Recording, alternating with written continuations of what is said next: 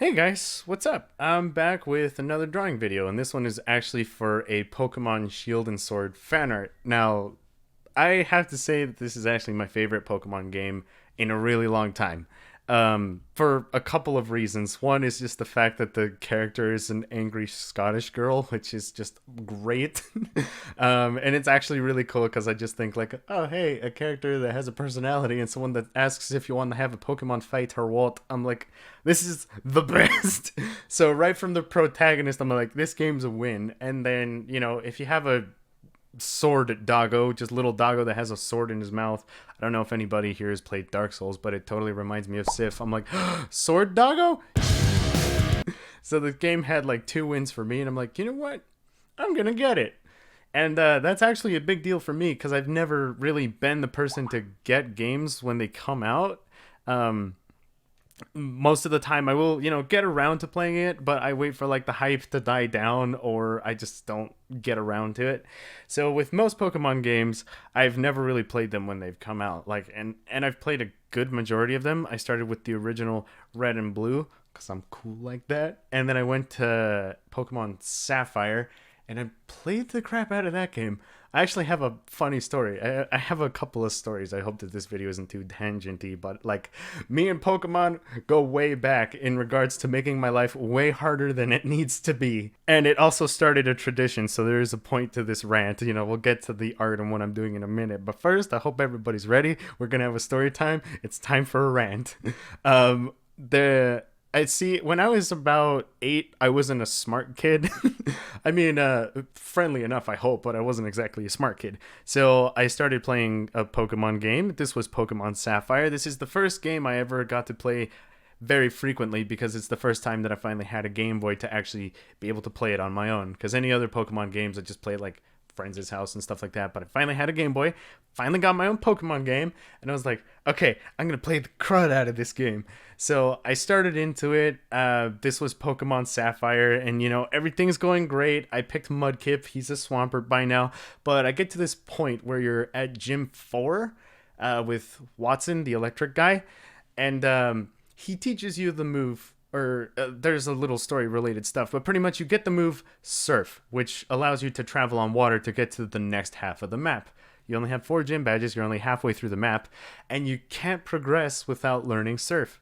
Me being a dum dum, and the internet not really being a thing back then, wandered.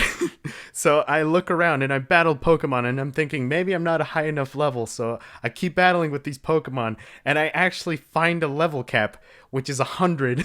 So here I am chilling 4 badges into the game with a Pokemon at level 100. That is the most yoked Swampert I have ever seen.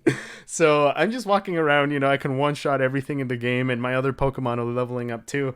And then by some miracle, I figure out Surf, I take that first step onto the water, and across the map. And it blows my mind. I'm like, oh my gosh, there's more to this game? So I've been locked at that point for about a year and a half. I put Pokemon down, I pick it back up, I learn Surf, it blows my mind. It's like a whole other game. So I finally crossed that small pool you're supposed to get to go into the next part of the Pokemon map, and I wreck everyone. I mean, I guess that's what you get when you have a Swampert that has those gains for days. He never skips leg day. He eats that protein. He's munched on like a bunch of rare candies. It's just a mess. So that actually started my tradition for whenever I play a Pokemon game of before I beat the Elite Four or before I even fight them, I need at least one Pokemon at level 100. So that's been my like ritual for that game, and I've carried on through a bunch of others. I've played Soul Silver that way. I've played Crystal that way. I'm pretty much like a Gen 1 through 3 scrub. So like when you say Diamond and Pearl, kind of know what you're talking about. But anything past that, I'm like, what's this? Who that? And I haven't really played too many Pokemon games recently with the exception of Omega Ruby and Alpha Sapphire. But even then, I got to that party late. The game had already been out for like a year and a half, and then I finally got around to getting it, and I was like, this is great! Oh, the nostalgia! But this game in particular for Pokemon Shield and Sword was like a win for me. I already had a Switch. You see a angry Scottish character that asks if you want to have a Pokemon fight or what? And a dog that's holding a sword, which if you've ever played Dark Souls, definitely looks like Sif. I was like, we have Cutto Doggo, and we have Angry Scottish Girl. This is a recipe for yes. So immediately got the game, which I think is the first ever Pokemon game that I've gotten when it's come out. So that's like a very special thing to me. I'm like, you've made it as an adult when you can buy Pokemon games. And like I got the game. It was really fun. I won't get much into the details for those of you who haven't played it yet, so you don't need to worry about spoilers. But extremely fun game, very story driven. You have multiple rivals, which is great, and just the whole story in general. It's like, I don't know, it felt like you're playing a visual novel game, but you get to kill small woodland creatures in the process. It's literally heaven on earth. And as I was playing this game, I thoroughly enjoyed it. I'm like, you know what? I'm going to fan art it. Like, I already knew I was going to like this game with a couple of months ago. I already fan arted just the character. And then now that I've played it, I'm like, we're going to do this again, but better. I don't know if you guys have noticed, but in this drawing, I'm actually using the painterly style again, except I've done like a lot of research online and stuff for like, I look up tutorials too. I don't just make tutorials. I also look at tutorials. So I'm like, how does this person color? How does this person do hair? How does this person do that? And I'm pretty much like combining a lot of crap together, trying to learn how to make my drawings look good. I'm like, all right, I like this from this artist, I like this from that artist, and I'm trying to incorporate that into my style. So with this drawing in particular, it's just like kind of a test run for that. It's like, all right, I'm going to test this out on the background, which you might have actually noticed I redid. So I made a background. I wasn't really a fan of it, so I remade that other background. And then I made a second test run on Doggo just to make sure it works. So I'm like, all right, I'm going to draw Doggo, and this will be great. And in my game, I actually named this Doggo Senor Woofsky. So, I like nicknaming the Pokemon I keep in my party.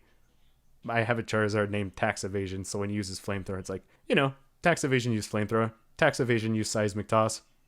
The more moves you go through, the funnier it actually gets. But no, I played this game, thoroughly enjoyed it. And then with the drawing, I'm trying something new as well. It's like I pretty much wanted to see if I can like tackle this kind of art style, which is more detailed than what I normally go with. But, art is great in the fact that you never stay the same. So I kept trying to practice, and I finally pulled it off on this one, because I usually have a problem of whenever I'm drawing something in a painterly style that it looks very flat. But I tried applying some different methods, like hard and soft edge, like some of the edges are blurred, some are not. Contact shadows, like it's darker whenever there's something making contact. You'll see it in the hand, especially like wherever the finger grooves are making contact with the Pokeball, it's actually darker. Still not perfect at it, but I mean, I'm really happy with the way this result ended up, because I like how I draw, don't necessarily like how I color. Like the color is something that I want to improve on, and I wanted to make this drawing poster-esque, because I might actually be making posters of that. I am like getting back into the whole Patreon thing again, so I'm like, all right, I think it'd be cool if as soon as I figure it out, I'm not saying it's immediately, like you might have noticed in my last video I'm talking about like, oh, if you guys know about any cool printing places, let me know.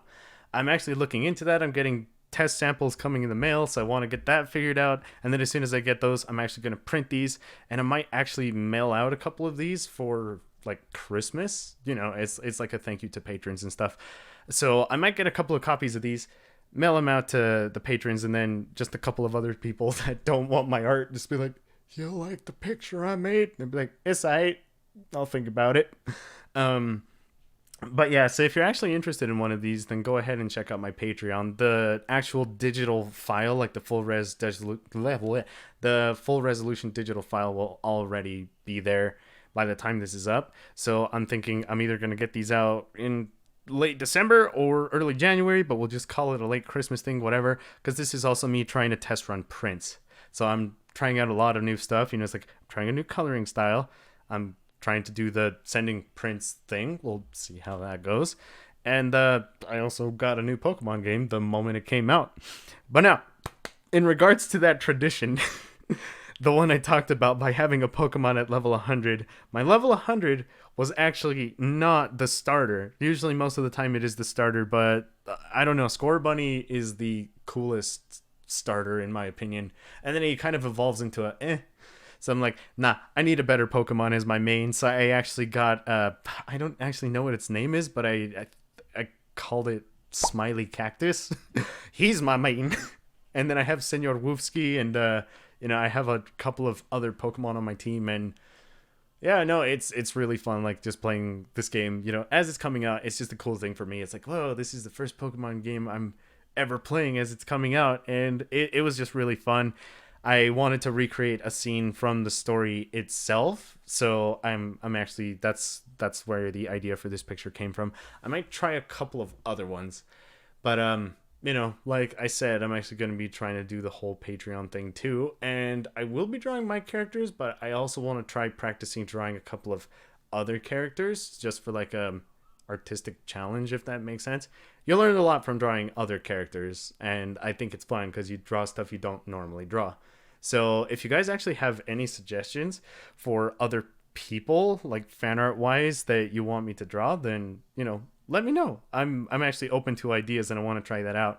I know something that I want to redo now is actually redo the set of Ruby drawings that I made. Like, I already made a set. I'm like, but now that I got this like new painterly style thing, I'm excited about this. It's like a new toy or something. I'm like, oh, cool. I actually want to go ahead and remake those ones. But in the meantime, yeah, this is all I got. I hope you guys enjoyed the drawing. I hope you enjoyed the random story. And if you have any random Pokemon traditions that you have as well, let me hear about them, because I'm actually curious. Mine is having Pokemon at level 100. So again, if you guys have any suggestions for stuff to draw, let me know. If you have any fun Pokemon traditions, let me know.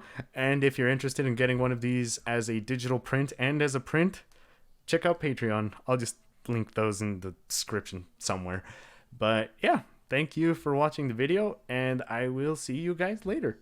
Bye!